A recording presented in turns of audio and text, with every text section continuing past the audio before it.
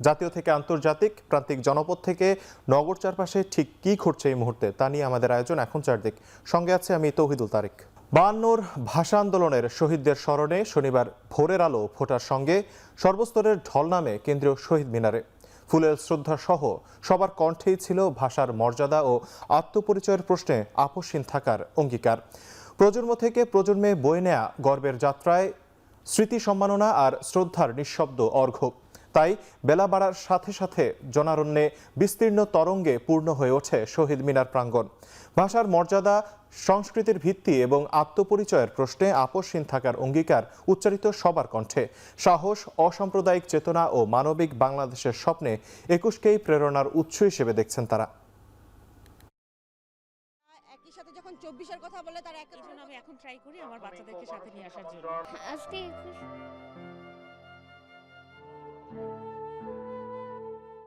ভাব গাম্ভীর্যতার সাথে এবারের অমর একুশে দিবস পালন হচ্ছে। ঢাকা বিশ্ববিদ্যালয়ের শিক্ষার্থীরা প্রতি বছরই আসি ফুল দিতে। এটা আমরা মন থেকে আসলে ধারণ করি আমাদের শহীদদের। আমার সন্তানকে নিয়ে শহীদ মিনারে এসেছি এটা শেখানোর জন্য, নতুন প্রজন্মকে এটা দেখানোর জন্য যে এটা কিভাবে সে বুকে লালন করবে প্রজন্ম থেকে প্রজন্ম।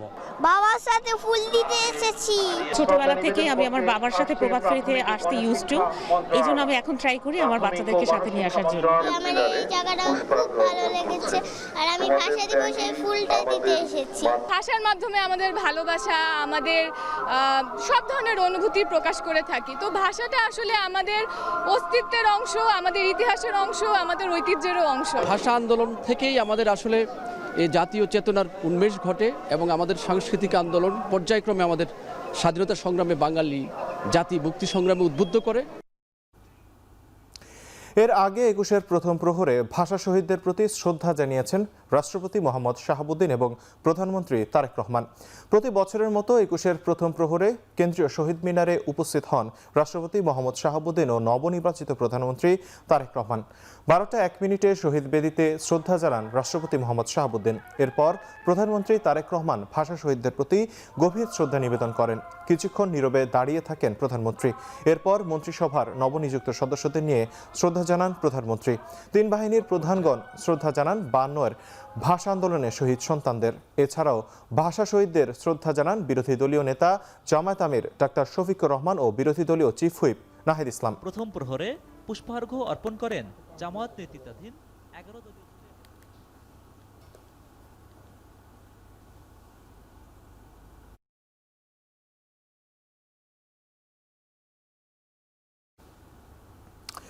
কেন্দ্রীয় শহীদ মিনারে শ্রদ্ধা জানিয়েছেন বিএনপি, জামায়াত, এনসিপি সহ বিভিন্ন রাজনৈতিক দলের নেতারা।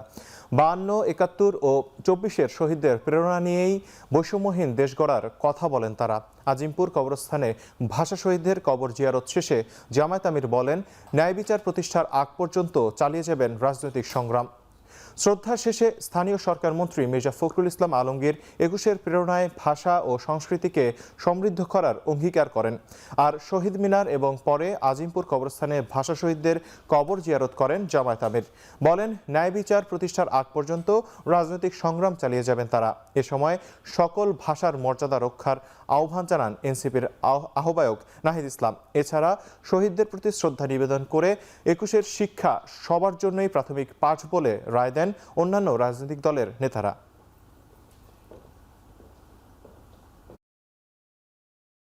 অনুপ্রেরণা নিয়ে আমরা সামনের দিকে নিঃসন্দেহে জনগণের কল্যাণের জন্য আমরা কাজ করতে সক্ষম হব। আমাদের মাতৃভাষাকে আমরা আরো সমৃদ্ধ করতে সক্ষম হব, আমাদের সংস্কৃতিকে সমৃদ্ধ করতে সক্ষম হব। বাংলাদেশ জামাত ইসলামী মানুষের অধিকারের জন্য এই লড়াই করে এবং আমাদের এই লড়াই অব্যাহত থাকবে ততক্ষণ পর্যন্ত, যতদিন পর্যন্ত বাংলাদেশে একটি মানবিক সমাজ কায়েম না হবে। আমাদের ভাষা আন্দোলনের শহীদ, 71-এর শহীদ এবং 24-এর শহীদদের আত্মত্যাগ এবং লড়াইকে ধারণ করে আমরা নতুন বাংলাদেশ বিনির্মাণে, বৈষম্যহীন গণতান্ত্রিক বাংলাদেশ বিনির্মাণের লড়াই জাতীয় নাগরিক পার্টি এনসিপি চালিয়ে যাবে। ভাষা শহীদদের প্রতি সর্বোচ্চ শ্রদ্ধা জানানোর যে পরিবেশ তৈরি হয়েছে, আমি ভাষা শহীদদের প্রতি শ্রদ্ধা জানাই। 21শে ফেব্রুয়ারি হচ্ছে আমাদের সংগ্রাম করা শেখানোর প্রথম পাঠ, যে আমাদের ভাষার অধিকার কেড়ে নেওয়ার যে প্রতিবাদে আমরা যে রক্ত দিয়েছিলাম, সেই রক্ত দেওয়ার আমাদের যে অনুপ্রেরণা এটা হচ্ছে আমাদের 21শে ফেব্রুয়ারি। প্রথমবারের মতো তেজগাঁও কার্যালয়ে অফিস করেছেন নবনির্বাচিত প্রধানমন্ত্রী তারেক রহমান। সভাপতিত্ব করেছেন ধর্মীয় ও সম্প্রীতি বিষয়ক সভায়।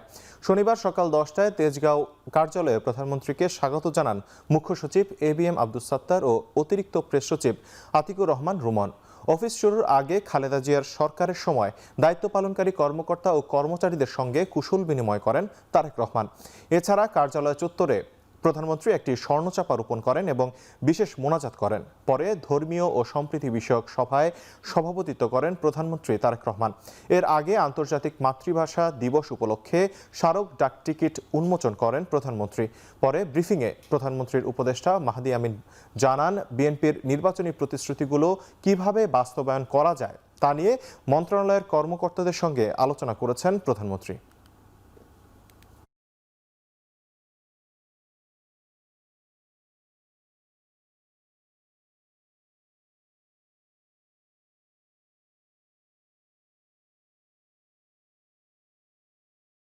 ভিআইপি বলতে আমরা যে জিনিসটা দেখতাম আগে, সেখান থেকে সম্পূর্ণ ভেঙে এসে এখানে ঢুকার আগে ট্রাফিক সিগন্যালও ছিলেন, দীর্ঘক্ষণ সেখানে অপেক্ষা করেছেন, অফিসে ঢুকার আগে একটি বৃক্ষরোপণ করেছেন এবং এই প্রধানমন্ত্রী কার্যালয়ের যারা কর্মচারী কর্মকর্তা রয়েছেন, যাদের অনেকেই ওনার মা এবং সাবেক প্রধানমন্ত্রী দেশনেত্রী বেগম খালেদা জিয়ার সাথে কাজ করেছিলেন এই কার্যালয়ে, ওনাদের সাথে কুশল বিনিময় করেছেন। আজকে কিন্তু ছুটির দিন ছিল, এই দিবসেও তিনি কাজ করেছেন এবং গত নির্বাচনের আগে বাংলাদেশের জনগণের জন্য উনি কি কাজ করবেন, দলের কি ম্যানিফেস্টো, বাংলাদেশের মানুষের জীবন মান উন্নয়নে ওনার কি কর্মসূচি, এই কর্মসূচি কিভাবে বাস্তবায়ন করা যায়, এই বিষয়গুলো নিয়ে উনি সারাক্ষণ কথা বলেছেন।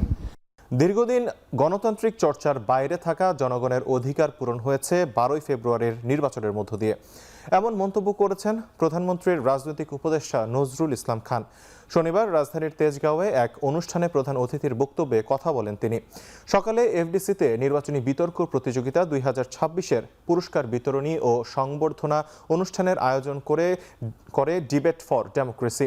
এ সময় প্রধান অতিথির বক্তব্যে নজরুল ইসলাম খান গণতান্ত্রিক চর্চায় তরুণ প্রজন্মের অংশগ্রহণের গুরুত্ব তুলে ধরে বলেন, দলীয়করণ ও আত্মীয়করণের পরিমাণে ধ্বংস হয়েছে রাষ্ট্রের বিভিন্ন প্রতিষ্ঠান, যেগুলো ঠিক করতে নবগঠিত সরকার সুশাসন ও জবাবদিহিতা নিশ্চিতের যে বার্তা দিচ্ছে তা ইতিবাচক সূচনার ইঙ্গিত।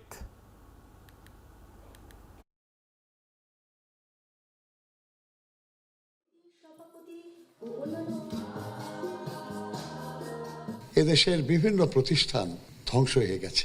দলীয়করণ, আত্মীয়করণ, দুর্নীতি, অনাচার, অযোগ্য মানুষদেরকে দায়িত্বে দেওয়া, এই সব কিছু মিলিয়েই এই সর্বনাশটা হয়েছে। এটা অতিক্রম করে আমাদের সামনে এগিয়ে যেতে হবে। বাংলা ভাষাকে মায়ের ভাষা বলতে হলে ইনকিলাব জিন্দাবাদ চলবে না বলে মন্তব্য করেন বিদ্যুৎ ও জ্বালানি মন্ত্রী ইকবাল হাসান মাহমুদ টুকু। শনিবার বেলা 11টায় সিরাজগঞ্জ শিল্পকলা একাডেমিতে আন্তর্জাতিক মাতৃভাষা দিবসের আলোচনা সভায় আরও বলেন, ইনকিলাব জিন্দাবাদ, ইনকিলাব মঞ্চ এগুলোর সাথে বাংলার কোনো সম্পর্ক নেই। যারা বাংলা ভাষা কেড়ে নিতে চেয়েছিল, এগুলো তাদের ভাষা। আমরা আমাদের ভাষাটাকেও কিন্তু আমরা সুরক্ষিত করতে পারি। আজকে বাংলা ভাষাটা সম্বন্ধে যদি আমরা নিজেরা যদি একটু চিন্তা করতাম, এই যে আজকের ছেলেমেয়েরা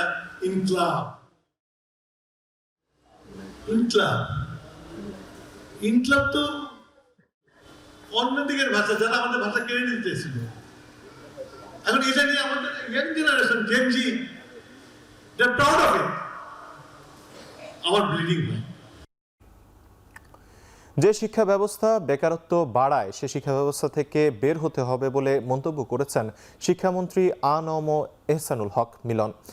শনিবার সকালে মিরপুরে প্রাথমিক ও গণশিক্ষা মন্ত্রণালয়ের উদ্যোগে আন্তর্জাতিক মাতৃভাষা দিবসের আলোচনা সভায় তিনি বলেন, শিক্ষকরা শুধু নিজের দাবি দাওয়া নিয়ে আন্দোলন করলে হবে না, বরং শিক্ষার মান কিভাবে বাড়ানো যায় তা নিয়েও ভাবতে হবে। বাংলা ভাষায় দক্ষতা বাড়ানোর তাগিদ দিয়ে শিক্ষামন্ত্রী আরও বলেন, দ্বিতীয় ভাষা হিসেবে ইংরেজি ও আরবির মধ্যে সমন্বয় করতে হবে। একই অনুষ্ঠানে বক্তব্য রাখেন শিক্ষা প্রতিমন্ত্রী ববি হাজ্জাজও। ভাষা দিবস আসে, শিক্ষাটা অত্যন্ত গুরুত্বপূর্ণ, এখানে ফোকাস আনতে হবে। এখানে যদি কারিকুলামে চেঞ্জ প্রয়োজন হয়, আমি এবং মাননীয় মন্ত্রী মহোদয় আমরা আলোচনা করেছি এবং আগামীতে হয়তো আমরা টাস্ক ফোর্স গঠন করব। আমরা মন্ত্রণালয় আপনাদের সাথে আলোচনার মাধ্যমে এমন জায়গায় যাব যেখানে ভাষার কারিকুলামটা যেন আমরা আরো শক্তভাবে করতে পারি। যে শিক্ষা আমাদেরকে কর্মসক্ষম জাতি দেবে, সেই শিক্ষায় আমাদের যেতে হবে। আমরা রিয়েলিস্টিক্যালি স্পিকিং আমরা কিন্তু বেকারত্ব বাড়াচ্ছি, আমরা শেখাচ্ছি কিন্তু বেকারত্ব বাড়াচ্ছি। এইভাবে যদি বিশ্ববিদ্যালয়গুলো শিক্ষাক্ষেত্রে যদি ক্রমান্বয়ে বেকারত্ব বাড়াতেই থাকে, তাহলে এই দেশটা এই বেকারত্বের বোঝাকে নিয়ে আমরা কোথায় যাব? সেই জন্য আমাদের শিক্ষাকে মূলত কার্যকরী শিক্ষা ব্যবস্থা আসতে হবে। এদিকে আন্তর্জাতিক মাতৃভাষা ইনস্টিটিউটের কার্যক্রম গতিশীল করার তাগিদ দিয়েছেন শিক্ষামন্ত্রী আনম এহসানুল হক মিলন।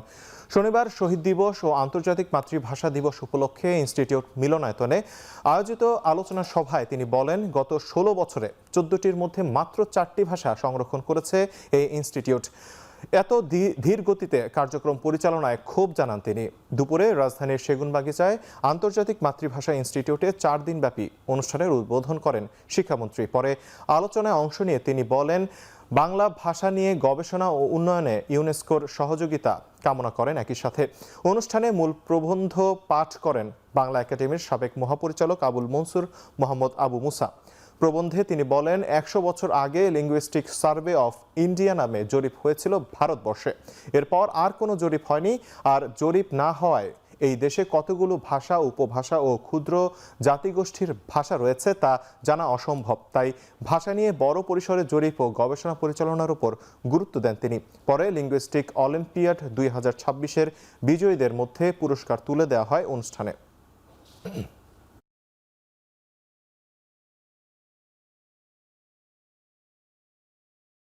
যে ভাষায় আমরা কথা বলি, যেই ভাষায় আমরা ভবিষ্যৎ চিন্তা করি, এই ভাষাকে গুরুত্ব দিতেই হবে, তার বিকল্প নেই। তবে যে দায়িত্ব নিয়ে এই প্রতিষ্ঠানটি গড়ে উঠেছে, আমি আশা করব এই দায়িত্ব এই প্রতিষ্ঠানকে পালন করতেই হবে। যত ত্যাগ তিতিকেই হোক না কেন, এটা প্রগ্রেস আনতেই হবে, কারণ আমরা দায়িত্ব নিয়েছি। ইউনেস্কো কমিশনের হেড তারা আমাদেরকে এই বিষয়ে উৎসাহিত করেন। তবে আশা করব আগামী দিনে they will provide few budget for us because this institution doesn't have enough budget. Mob culture থেকে বেরিয়ে দায়িত্বশীলতার সঙ্গে সরকার ও দেশকে সহযোগিতার আহ্বান জানিয়েছেন পানি সম্পদ মন্ত্রী শহীদ উদ্দিন চৌধুরিয়ানী। শনিবার সকালে লক্ষ্মীপুর কেন্দ্রীয় শহীদ মিনারে ভাষা শহীদদের প্রতি শ্রদ্ধা নিবেদন শেষে তিনি এই আহ্বান জানান। এ সময় গণভোটের ভিত্তিতে শপথের কোনো প্রয়োজন নেই উল্লেখ করে তিনি বলেন, সংসদে বসা মাত্রই স্বয়ংক্রিয়ভাবে কার্যকর হবে। এর আগে আন্তর্জাতিক মাতৃভাষা দিবসে ভাষা শহীদদের প্রতি শ্রদ্ধা জানান তিনি। স্মৃতির মিনারে ফুল দিয়ে স্মরণ করেন 52 সূর্য সন্তানদের আত্মত্যাগের ইতিহাস। এ সময় দেশকে নতুন করে গড়ে তুলতে সরকারকে সহযোগিতা করার আহ্বান জানান পানি সম্পদ মন্ত্রী। বলেন, মত পথ ভিন্ন থাকলেও জাতীয় ইস্যুতে সবাইকে এক হয়ে দেশের জন্য কাজ করতে হবে।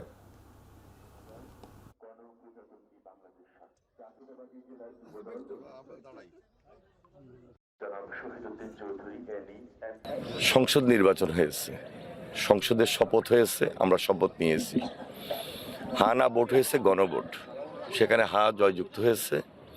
খুব স্বাভাবিক কারণেই পার্লামেন্টে বিলটা রেজ হবে। হায়ের শপথের কোনো প্রয়োজন নাই, হা অটোমেটিক জাতীয় সংসদে বসা মাত্রই হা কার্যকরী হবে এবং এটাই জুলাই জাতীয় সনদ। যেখানে না ভোট হয়েছে সেই না ভোট অনুযায়ী সেখানে পার্লামেন্টে রেজ হবে, আলোচনা হবে, তার ভিত্তিতে আবার নির্ধারণ হবে না যেখানে নোট অফ ডিসেন্ট দেওয়া হয়েছে সেটা কি হবে, সেটা পার্লামেন্টে নির্ধারিত হবে। চলতি মাসের মধ্যেই ফ্যামিলি কার্ড বিতরণ শুরু হবে বলে জানিয়েছেন তথ্যমন্ত্রী জহিরুদ্দিন স্বপন। শনিবার সকালে বরিশালে শহীদ দিবস ও আন্তর্জাতিক মাতৃভাষা দিবসের এক আলোচনা সভায় তিনি এ কথা জানান। এ সময় তিনি আরও বলেন, 4,10,00,000 পরিবারের কাছে ফ্যামিলি কার্ড পৌঁছানো এবং এর মাধ্যমে নারী ক্ষমতায়নের ব্যাপারে অগ্রাধিকার দেবে বিএনপি সরকার। পরে দুপুরে জেলা শিল্পকলা একাডেমি মিলনায়তনে মহান শহীদ দিবস ও আন্তর্জাতিক মাতৃভাষা দিবস উপলক্ষে আয়োজিত মতবিনিময় সভায় অংশ নেন তথ্যমন্ত্রী।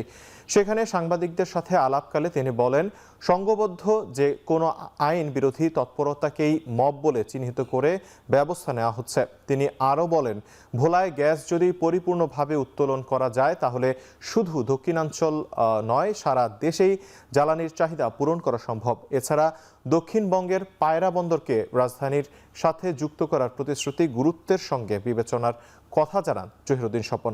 পাশাপাশি কুয়াকাটাকে আধুনিক পর্যটন কেন্দ্রে পরিণত করে সরাসরি বিমান চলাচলের ব্যবস্থা করার কথাও জানান তথ্য ও সম্প্রচার মন্ত্রী। অগ্রাধিকার ভিত্তিতে আমরা ফ্যামিলি কার্ডের পদক্ষেপ গ্রহণ করছি। আশা করি ইনশাআল্লাহ এই মাসের মধ্যেই আমরা ফ্যামিলি কার্ড বন্টনের কাজ শুরু করতে যাচ্ছি। 4,10,00,000 পরিবার আছে। আমরা যদি প্রতিটি পরিবারে একটি করে কার্ড পৌঁছাতে পারি ধারাবাহিকভাবে, তাহলে একটা পর্যায়ে গিয়ে এই প্রতিটি পরিবারের নারী সদস্য তিনি হবেন এই কার্ডের মালিক। দলমতের ঊর্ধ্বে উঠে হতদরিদ্র পরিবারের সবাইকে ফ্যামিলি কার্ডের আওতায় আনা হবে বলে জানিয়েছেন সমাজ কল্যাণ এবং মহিলা ও শিশু বিষয়ক মন্ত্রী ডাক্তার AZM জাহিদ হোসেন। শনিবার দুপুরে দিনাজপুরে নবাবগঞ্জে সরকারি কর্মকর্তা ও কর্মচারী ও জনপ্রতিনিধিদের সাথে মতবিনিময়ে এসব কথা বলেন তিনি। দুপুরে দিনাজপুরে নবাবগঞ্জ উপজেলা অডিটোরিয়ামে সরকারি কর্মকর্তা, কর্মচারী ও জনপ্রতিনিধিদের সাথে মতবিনিময়কালে তিনি আরও বলেন, নতুন সরকার মহিলাদের স্বাবলম্বী করতে নারীর ক্ষমতায়নকে বেশি গুরুত্ব দেবে এবং জনবান্ধব একটি প্রশাসন তৈরি করবে। এছাড়াও তার নির্বাচনী এলাকা দিনাজপুর ও 6 আসনে কোনো বেআইনি কার্যক্রম চলবে না বলেও হুঁশিয়ারি দেন মন্ত্রী।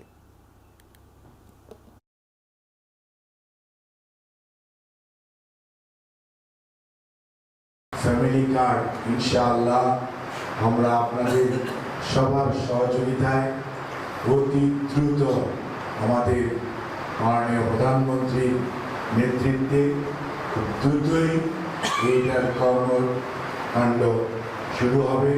প্রাথমিক পর্যায়ে এটা পাইলটিংয়ের মতো, অর্থাৎ হয়তো বাংলাদেশের 8টি বা 10টি উপজেলার মধ্যে এটা হবে। তার পরবর্তীতে 3 মাস 6 মাস করে গ্রাজুয়ালি এটা ইউনিভার্সালি, এখানে কোনো ধরনের ডিসক্রিমিনেশন হবে না, কেউ পাবে কেউ পাবে না তা না, এখানে যারা হতদরিদ্র সবাই পাবে। রমজান উপলক্ষে কুমিল্লায় সুলভ মূল্যে দুধ, ডিম ও মাংস বিক্রির কার্যক্রম শুরু করেছে জেলা প্রাণী সম্পদ অধিদপ্তর। শনিবার দুপুরে কুমিল্লা টাউন হল মাঠে এ কার্যক্রমের উদ্বোধন করেন কৃষি, মৎস্য ও প্রাণী সম্পদ এবং খাদ্য মন্ত্রণালয়ের মন্ত্রী আমিনুর রশিদ ইয়াসিন। উদ্বোধন শেষে তিনি স্টল পরিদর্শন করেন এবং পণ্য সরবরাহের খোঁজ খবর নেন। এই উদ্যোগের মাধ্যমে রমজানে স্বল্প আয়ের মানুষ উপকৃত হবেন এবং একই সঙ্গে বাজার নিয়ন্ত্রণেও গুরুত্বপূর্ণ ভূমিকা রাখবেন বলে জানিয়েছেন জেলা প্রাণী সম্পদ অধিদপ্তর। এই কার্যক্রম 25 রমজান পর্যন্ত চলবে। এর আগে কুমিল্লা সার্কিট হাউসের সম্মেলন কক্ষে সাংবাদিকদের সঙ্গে মতবিনিময় করেন মন্ত্রী আমিনুর রশিদ ইয়াসিন। মতবিনিময় সভায় দ্রুত কুমিল্লা বিভাগ বাস্তবায়ন সহ নানা উন্নয়ন পরিকল্পনার কথাও তুলে ধরেন তিনি।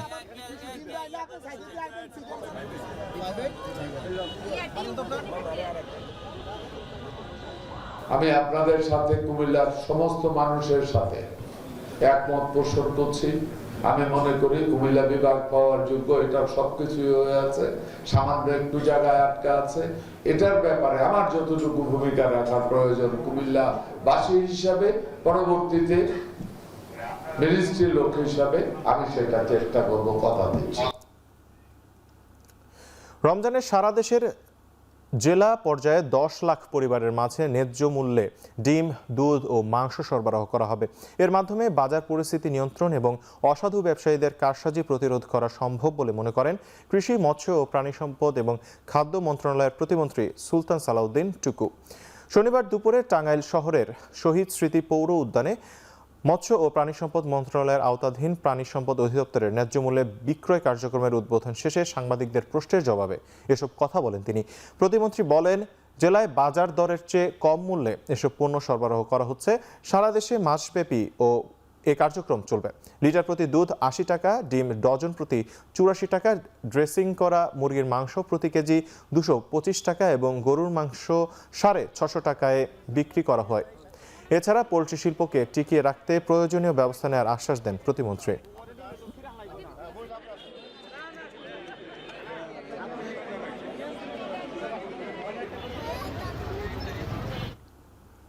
সরকারি দল সংবিধান সংস্কার পরিষদের শপথ না নিলে দেশ ভিন্ন দিকে মোড় নিতে পারে বলে মন্তব্য করেছেন জামায়াত ইসলামের নায়েবে আমির ও সংসদ সদস্য অধ্যাপক মুজিবুর রহমান। শনিবার দুপুরে ঢাকা মহানগর দক্ষিণ জামায়াতের উদ্যোগে আয়োজিত আলোচনা সভা ও দোয়া মাহফিলে তিনি বলেন, সরকারের উচিত গণভোটের রায় মেনে নেয়া, অন্যথায় সরকারকে অগ্রাহ্য করবে জনগণ। দেশের ঐক্য, শান্তি, শৃঙ্খলা বজায় থাকবে এমনভাবে দেশ পরিচালনার আহ্বান জানান তিনি।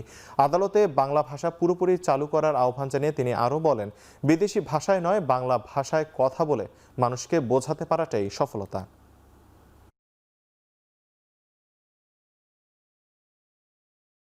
বাংলাদেশে যে কয়েকদিন আগে ভোট হলো, একটা হলো জাতীয় সংসদের, আর একটা ভোট হলো কিসের? গণভোটের। এখন একটাতে শপথ গ্রহণ যদি সরকার করে আর আরেকটাই না করে, তাহলে এই সরকারকে জনগণ কি বলবে? কি জনগণের সরকার বলবে? জনগণের পক্ষের সরকার বলবে? কি বলবে? আমার মনে হয় জনগণ বলবে গণবিরোধী সরকার।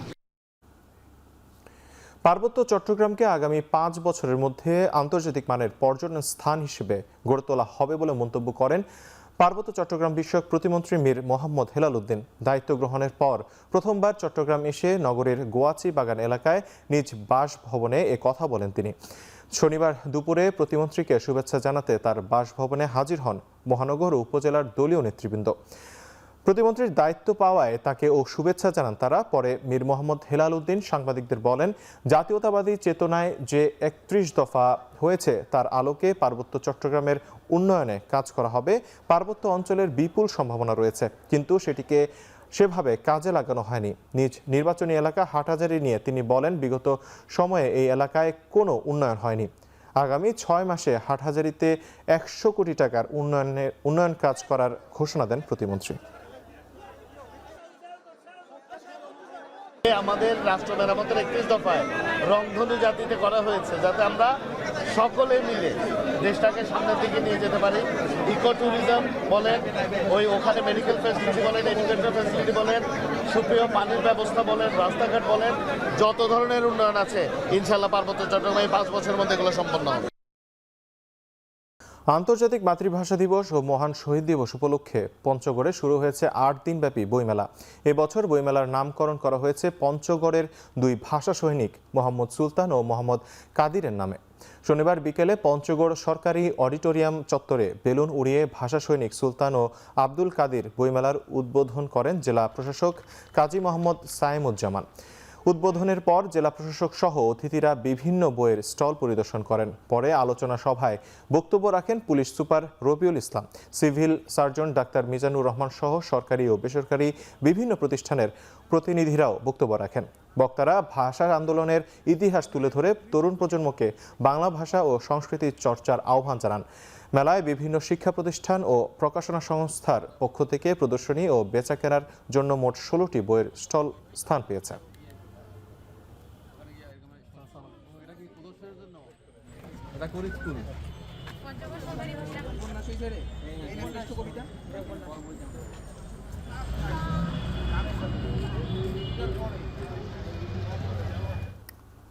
কুষ্টিয়ায় এলপিজি সিলিন্ডারবাহী লরির চাপায় সিএনজি চালিত রিকশা চালক সহ 5 যাত্রী নিহত হয়েছে।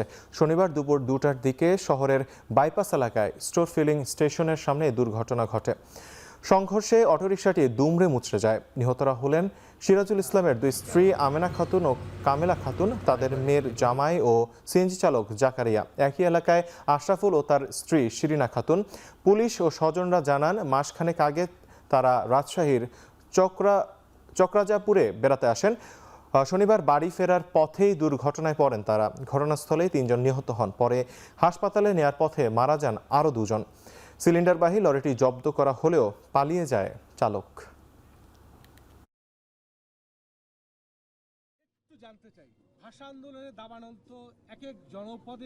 প্রভাত ফেরির মধ্য দিয়ে লন্ডনে উদযাপিত হলো মহান 21শে ফেব্রুয়ারি। পূর্ব লন্ডনের আলতাবালি পার্কের শহীদ মিনারের বেদিতে পুষ্পস্তবক অর্পণের মাধ্যমে ভাষা শহীদদের প্রতি বিনম্র শ্রদ্ধা জানান প্রবাসী বাংলাদেশিরা। সারিবদ্ধভাবে বিভিন্ন সামাজিক ও রাজনৈতিক সংগঠন শহীদ মিনারে শ্রদ্ধা জানান। প্রতি বছরের মতো এইবার প্রভাত ফেরির আয়োজন করে যুক্তরাজ্য প্রভাত ফেরি উদযাপন পরিষদ। এতে নেতৃত্ব দেন টাওয়ার হ্যামলেটস কাউন্সিলের নির্বাহী মেয়র লুৎফর রহমান। ভাষা শহীদদের শ্রদ্ধা জানাতে শহীদ মিনারে উপস্থিত ছিলেন বাংলাদেশ হাই কমিশনার আবিদা ইসলাম, টাওয়ার হ্যামলেটস কাউন্সিলের কর্মকর্তা কর্মচারী, যুক্তরাজ্য বিএনপি ও উদীচী শিল্পী গোষ্ঠী সহ প্রবাসী বাংলাদেশিদের সকল রাজনৈতিক সামাজিক সংগঠন ও সাধারণ মানুষ। জাতীয় সঙ্গীত পরিবেশন ও ফুল দিয়ে শ্রদ্ধা জানানোর মাধ্যমে সমাবেশের সমাপ্তি টানা হয়। প্রাণ দিয়েছেন আমাদের ভাষাকে রক্ষা করার জন্য, তাদের প্রতি শ্রদ্ধা জানানোর জন্য আজকে আমরা এখানে সমবেত হয়েছি। আমাদের ভাষা আন্দোলনটা শুরু হয়েছিল, তার থেকে শুরু করে এসেছিল 71 থেকে 91 থেকে 24 গণ আন্দোলনের মাধ্যমে আজকে বাংলাদেশে যে গণতন্ত্র শুরু হয়েছে, এই যাত্রা অব্যাহত থাকবে। ইতালিতে বিনম্র শ্রদ্ধায় মহান শহীদ দিবস ও আন্তর্জাতিক মাতৃভাষা দিবস পালিত হয়েছে। রোমের বাংলাদেশ দূতাবাসের উদ্যোগে এবং প্রবাসী বাংলাদেশিদের অংশগ্রহণে যথাযথ মর্যাদায় দিবসটি পালিত হয়। সকালে দূতাবাস প্রাঙ্গণে অস্থায়ী শহীদ বেদিতে ভাষা শহীদদের শ্রদ্ধা নিবেদন করেন ইতালিতে বাংলাদেশের রাষ্ট্রদূত সহ সকল কর্মকর্তাবৃন্দ এবং প্রবাসী বাংলাদেশিরা। এ সময় রাষ্ট্রদূত ATM রকিবুল হক বলেন, 52 ভাষা আন্দোলন ছিল জাতিসত্তা রক্ষার লড়াই।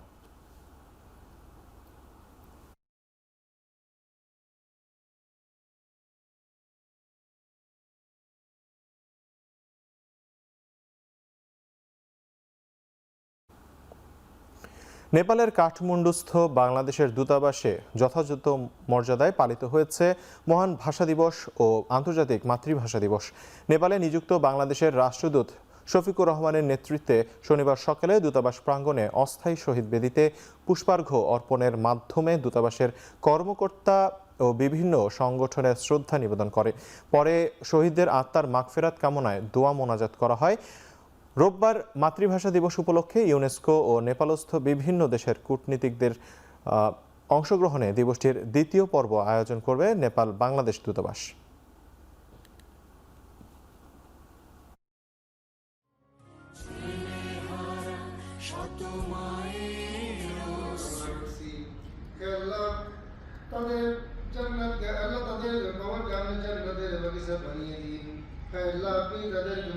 একদিনের মাথায় বিশ্বব্যাপী পণ্যে সম্পূরক শুল্ক 10% থেকে বাড়িয়ে 15% ধার্যের ঘোষণা দিয়েছেন মার্কিন প্রেসিডেন্ট ডোনাল্ড ট্রাম্প।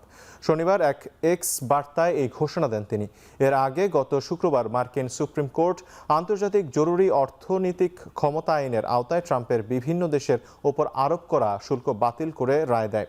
তৎক্ষণাৎ এটিকে হতাশাজনক উল্লেখ করে পাল্টা 1974 সালের বাণিজ্য আইনের অধীনে বিশ্বব্যাপী পণ্যের ওপর 10% শুল্ক আরোপ করেন ট্রাম্প। এই বিধানের আওতায় 150 দিনের জন্য যে কোনো দেশের পণ্যে সর্বোচ্চ 15% শুল্ক আরোপের ক্ষমতা আছে মার্কিন প্রেসিডেন্টের।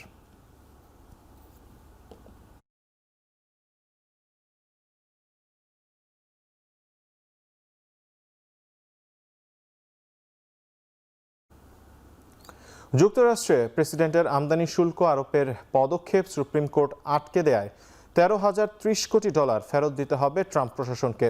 বিপুল অঙ্কের এই অর্থ ফেরত পাওয়ার অপেক্ষায় বিপুল সংখ্যক প্রতিষ্ঠান। বার্তা সংস্থা এপির খবর, আগেই সরকার শুল্ক বাবদ মোটা অঙ্কের অর্থ সংগ্রহ করে ফেলার পর শুক্রবার এই পদক্ষেপ অবৈধ ঘোষণা করে দেশের সর্বোচ্চ আদালত। বাণিজ্য আইনজীবীরা বলছেন, আমদানিকারকদের ধারাবাহিকভাবে অর্থ ফেরত পাবেন, কিন্তু পুরো প্রক্রিয়া সম্পন্ন করা বেশ জটিল ব্যাপার। ধারণা করা হচ্ছে মার্কিন শুল্ক এবং সীমান্ত সুরক্ষা সংস্থা যৌথভাবে অর্থ ফেরত দেওয়ার কাজটি করতে পারে।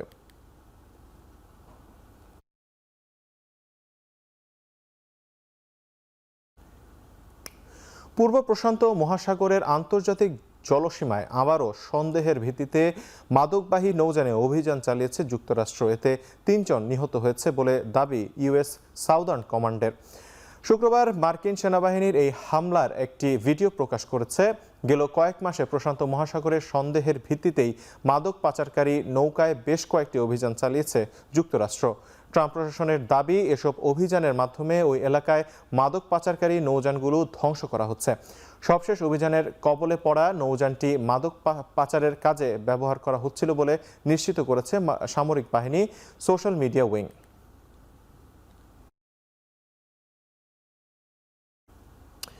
যুক্তরাষ্ট্র সহ বিশ্বের অন্যান্য শক্তির চাপের কাছে তেহরান মাথা নত করবে না বলে সাফ জানিয়ে দিয়েছেন ইরানের প্রেসিডেন্ট মাসুদ পেজেশকিয়ান। এদিকে ইরানের সরকার বিরোধী বিক্ষোভে ৩২,০০০ মানুষ নিহতের যে দাবি করেছে যুক্তরাষ্ট্র তা প্রত্যাখ্যান করে দিয়েছেন ইরানের পররাষ্ট্রমন্ত্রী আব্বাস আরাগচি। অন্যদিকে সরকার বিরোধী আন্দোলনের ৪০তম দিনে এসে সহিংসতায় নিহতের স্মরণে বিক্ষোভ হয়েছে রাজধানী তেহরান সহ ইরানের অন্যান্য বিশ্ববিদ্যালয়ে। এ সময় বিক্ষুব্ধরা খামেনি সরকার বিরোধী নানা স্লোগান দেন। এছাড়া ইরানের সরকার বিরোধী আন্দোলনকারীদের পক্ষে বিক্ষোভ হয়েছে যুক্তরাষ্ট্র, যুক্তরাজ্য, জার্মানি ও নিউজিল্যান্ডে।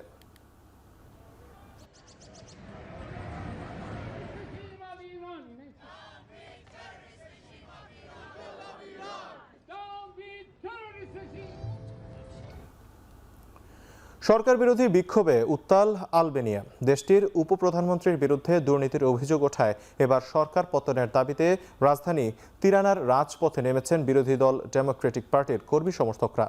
শুক্রবার বিক্ষোভকারীরা প্রধানমন্ত্রী এডি রামার কার্যালয়ের সামনে জড়ো হলে তাদের ছত্রভঙ্গ করে দিতে টিয়ার গ্যাস এবং জলকামান ব্যবহার করে পুলিশ।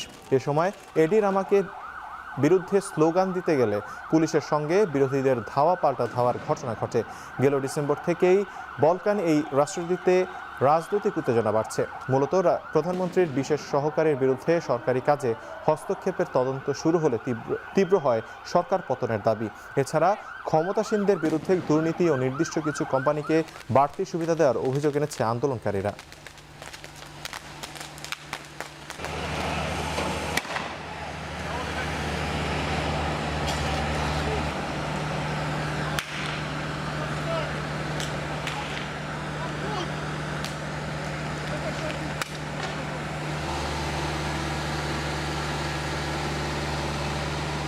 ভাষার জন্য বাঙালির আত্মত্যাগের প্রতি সম্মান জানিয়ে বিশ্বজুড়ে পালিত হচ্ছে মহান শহীদ দিবস ও আন্তর্জাতিক মাতৃভাষা দিবস। বিশেষ এদিন উপলক্ষে সামাজিক মাধ্যম ফেসবুকে মনের ভাব প্রকাশ করেছে বিসিবি বাফুফে সহ বিভিন্ন ক্রীড়া ব্যক্তিত্বরা। বাংলাদেশ ক্রিকেট বোর্ড ফেসবুকে লিখেছে, মহান শহীদ দিবসে বাংলাদেশ ক্রিকেট বোর্ডের পক্ষ থেকে গভীর শ্রদ্ধা এবং সবাইকে আন্তর্জাতিক মাতৃভাষা দিবসের আন্তরিক শুভেচ্ছা। বাফুফে লিখেছে, তারুণ্যের নবচেতনায় ২১ রবে সকলের অনুপ্রেরণায় বাংলাদেশ ফুটবল ফেডারেশনের পক্ষ থেকে সবাইকে জানাই আন্তর্জাতিক মাতৃভাষা দিবসের শুভেচ্ছা। জাতীয় দলের সাবেক অধিনায়ক তামিম ইকবাল লিখেছেন, ভাষা আন্দোলনের শহীদদের প্রতি গভীর শ্রদ্ধা। সামাজিক মাধ্যমে মনের ভাব জানিয়েছেন তাসকিন আহমেদ ও তাওহিদ হৃদয়।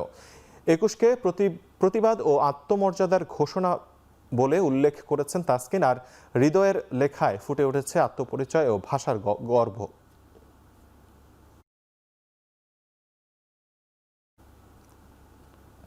সাকিব আল হাসানকে বাংলাদেশ ক্রিকেট দলে দরকার বলে মন্তব্য করেছেন বিসিবির পরিচালক ও মিডিয়া কমিটির চেয়ারম্যান আমজাদ হোসেন। এদিকে বিসিবির সহসভাপতি ফারুক আহমেদ বলেছেন, সবকিছু ঠিক থাকলে খুব শীঘ্রই সাকিবকে বাংলাদেশ দলের জার্সিতে দেখা যাবে। শনিবার বাংলাদেশ হ্যান্ডবল ফেডারেশন আয়োজিত বিএসপি এর ইফতার মাহফিলে কথা বলেন তারা। আমরা বিসিবি থেকে আমরা মনে করি আমাদের ক্রিকেট বোর্ডে ক্রিকেট টিমে সাকিব আল হাসানের প্রয়োজনীয়তা আছে এবং সে মনে হয় এসে এখনও সার্ভ করতে পারবে, দলে খেলতে পারবে। সেখান থেকেই আমাদের চাওয়াটা সাকিব আল হাসানকে আমাদের দলে। ওকে, বিসিবিকে তার নিরাপত্তার যে ব্যাপারটা কনসার্ন ছিল শুরুতে, সেই নিরাপত্তাকে বিসিবি দিচ্ছে? নিরাপত্তা তো বিসিবি কোনোদিন প্রোভাইড করতে পারে না, নিরাপত্তা তো প্রোভাইড করে সরকার। সাকিব যেই প্লেয়ার, এটা আমার মনে হয় যে আপনার ওর জন্য ওর মাথা, আমি বাংলাদেশে যত ক্রিকেটার আমরা তৈরি করেছি আমার মনে হয় এত প্রফেশনাল মেন্টালি, তো ফিজিক্যালটা ঠিক করে ফেলবে। এবং যদি আপনি যেটা বলেছেন, ক্রিকেট বোর্ড সবসময় চায় সাকিব বাংলাদেশের পরে খেলুক, যদি ওর ফিটনেস বা সিলেক্টেড হয়। নারী রাইজিং স্টার্স এশিয়া কাপ ফাইনালে সোমবার ভারত এ দলের বিপক্ষে মাঠে নামে বাংলাদেশ এ দল। ভারত বধের মিশনে নামার আগে টুর্নামেন্টে দুর্দান্ত ফর্মে থাকা লাল সবুজের প্রতিনিধিদের জন্য দেশবাসীর কাছে দোয়া চেয়েছেন দলের অন্যতম সেরা স্পিনার সানজিদা আক্তার মেঘলা। আলহামদুলিল্লাহ, খুবই ভালো লাগতেছে। আমরা গ্রুপ পর্বে 3টা ম্যাচ উইন করার পরে এবং সেমিফাইনালে খুব ভালোভাবে পাকিস্তানের এগেনস্টে উইন করেছি। তো আমরা টিম হিসাবে পারফরমেন্স করার কারণে আমরা এত দূর এসেছি। তো আগামীকাল আমাদের ইন্ডিয়ার সাথে গেম। সো আমরা চাইবো আমরা যেন টিম হিসেবেই খেলতে পারি এবং টিমের যেভাবে আমাদের রিকোয়ারমেন্ট সেভাবে যেন পারফরমেন্স করতে পারি এবং সবাই আমাদের জন্য দোয়া করবেন। বৃষ্টির জন্য পরিত্যক্ত হয়েছে 2026 টি-20 বিশ্বকাপের সুপার 8-এর প্রথম ম্যাচ। মাঠে কোনো বল গড়ানো ছাড়াই শেষ হয় নিউজিল্যান্ড ও পাকিস্তানের মধ্যকার এই মহারণ। যদিও নির্ধারিত সময়েই অনুষ্ঠিত হয়েছিল টস, যেখানে টসে জিতে ব্যাটিংয়ের সিদ্ধান্ত নিয়েছিলেন পাকিস্তান অধিনায়ক সালমান আগা। দলে ফিরেছিলেন হার্ডিটার ব্যাটার ফখর জামান। তবে বেরসিক বৃষ্টি শুধু অপেক্ষা বাড়িয়েছে দুই দলের ডাগ আউটে। শেষ অবধি কাটিং ওভার্স পদ্ধতিতেও ন্যূনতম 5 ওভার না হওয়ায় ম্যাচটি পরিত্যক্ত ঘোষণা করা হয়। বৃষ্টিতে ম্যাচটি ভেসে গেলে হতাশা নেই মাঠ ছাড়েন দর্শকরা। তবে ডাগ আউটে হাসি মুখেই কুশল বিনিময় করতে দেখা যায় পাকিস্তান ও নিউজিল্যান্ডের অধিনায়ককে। নিয়ম অনুযায়ী 1 পয়েন্ট নিয়ে মাঠ ছাড়ে দুদল।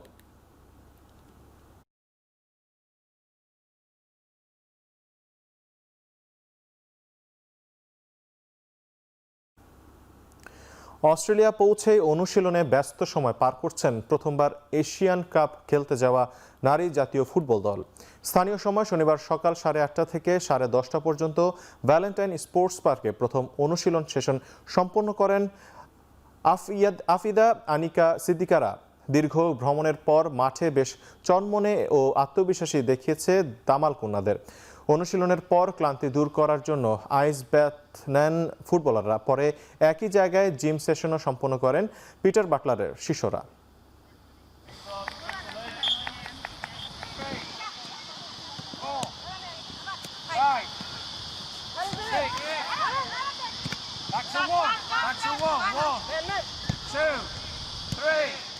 আজকে সকালে 8টা থেকে 10টা পর্যন্ত আমাদের ট্রেনিং সেশনটা কমপ্লিট করলাম। তো ভ্রমণজনিত যেই ক্লান্তি সেটা তো আছে প্লেয়ারদের মধ্যে, কিন্তু আল্লাহর রহমতে তেমন কোনো ইনজুরির সংখ্যা আমাদের মধ্যে নেই। আমরা সবাই মোটামুটি ফিট আছে প্লেয়াররা। তো আমরা চেষ্টা করছি এখন ওয়েদারের সাথে মানিয়ে নেওয়ার জন্য। কোচ যেভাবে ইনস্ট্রাকশন দিচ্ছে প্লেয়ারও চেষ্টা করতেছে। আজকে ট্রেনিং সেশনটা মোটামুটি ভালো হয়েছে। দর্শক, শেষ করছে এখন চারদিক। এখন টিভি দেখতে ভিজিট করুন www.ekhon.tv। এছাড়া ফেসবুকে দেখতে ভিজিট করুন facebook.com/tv.ekhon এবং ইউটিউবে দেখতে ভিজিট করুন youtube.com/c/ekhon tv।